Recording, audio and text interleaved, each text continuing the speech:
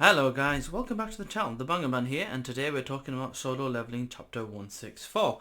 Now normally this chapter tends to release around about 6 p.m. on the regular website that I use, but going through one of those scanlation sites I did find that it released sooner.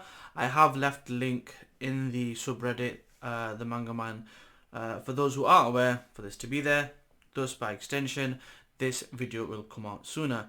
I will try to keep this video short and sweet, and without further ado, let's get into this review.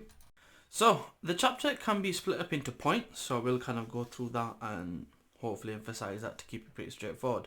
The first thing I want to talk about is the system. The system is now deleted, and there's a few notifications that we made aware of, that the player limitations of this character, the levels, and the limitation of power is now being removed. By doing that, the commander rank or level shadows, which is Ignis and Beru, have now had their powers restored. A question that was asked previously about how the power works.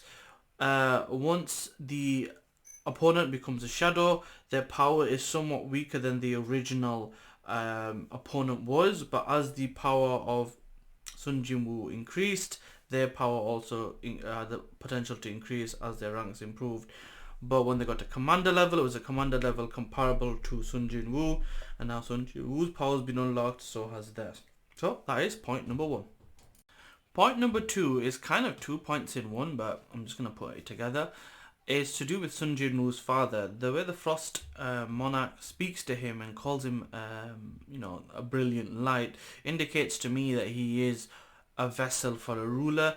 Which vessel, we're not sure, but it is referred to as a fragment of a brilliant light, and it's kind of cheap coming from him because he's talking about protecting someone that could destroy the world, and calls them a traitor, but at the same time they're traitors and they betrayed Jin-Woo before, and also the fact that they're agents of chaos and agents of destruction.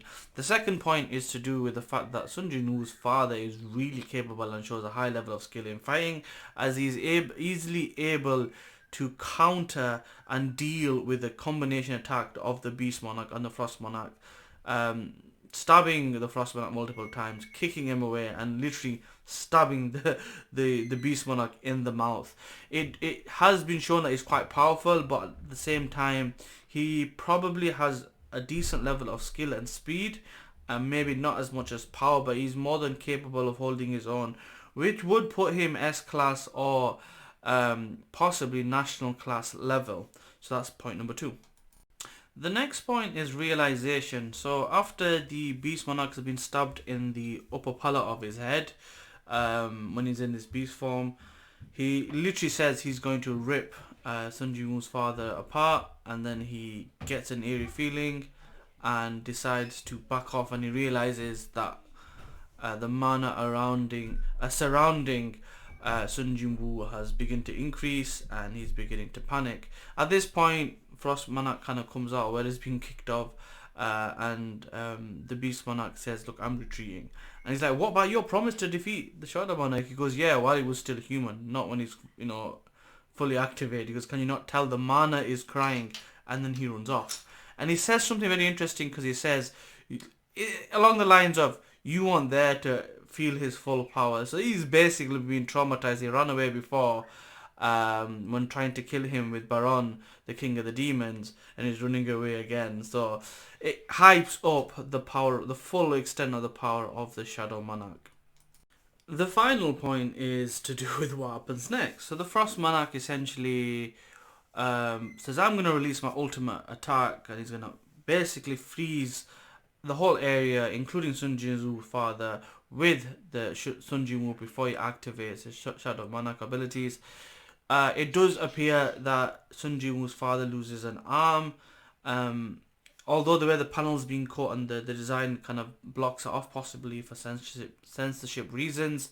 Although you would think in this manga that wouldn't be an issue, or Manhwa.